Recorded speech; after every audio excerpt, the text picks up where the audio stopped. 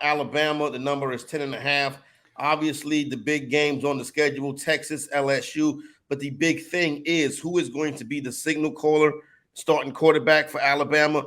Are we going to see press conference upset Nick Saban when it comes to talking about who's this quarterback going to be? Are we going to see dual quarterbacks, multiple quarterbacks?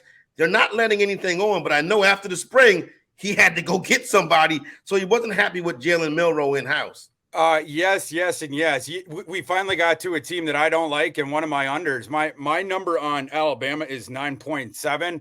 And I don't think that Alabama's getting to double-digit wins this year. I think this is going to be a 9-3 team, maybe even an 8-4 team. There's a bunch of things about this team that I don't like. Let's just go through the list. I do think you're going to see multiple quarterbacks this year. You've already sort of seen the hints of this. They go through the spring. They so dislike their quarterback situation. Simpson and Milroe both struggled through that they have to go out and bring in Tommy Rees's old quarterback, Buckner, that wasn't great at Notre Dame and have been injured. And then, it's like Nick's like, hey, Tommy, bring in that guy because the guys that we've seen in the spring stunk so much. Man, if they would have got Hartman, they would have been trouble, but they didn't get Hartman. So there you go. They sure did not. Yeah. And so now you have the three quarterback derby, but none of them is inspiring whatsoever. The skill talent there is way down from what we certainly. You don't have a Jahmyr Gibbs. You have a homeless man's Jahmyr Gibbs is the guy who's leading it in Jace McClellan. But I think that's going to be like you're going back to the committee, but this is going to be one of the more uninspiring committees that Alabama's had in the backfield.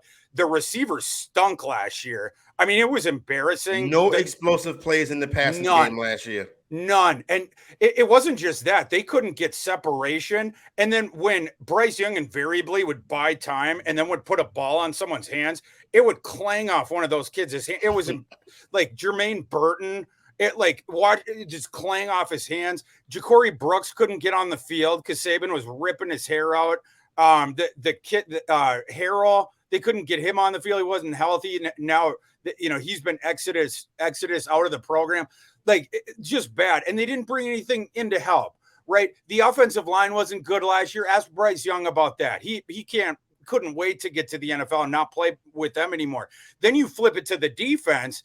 The defense, it was pretty solid last year. It's not going to be better this year. You lose Will Anderson, you lose Branch, you lose Young, you lose Toto, you lose Helms, on and on and on. They're not going to improve after that. So the offense, after losing the first pick, after losing Gibbs, after losing those guys, that's going to be worse. The defense is going to be worse. The 10.5 number, it's only because of the brand name Alabama. That number should be 9.5. You get a free one win to go under, literally just because of the brand name. I love that under.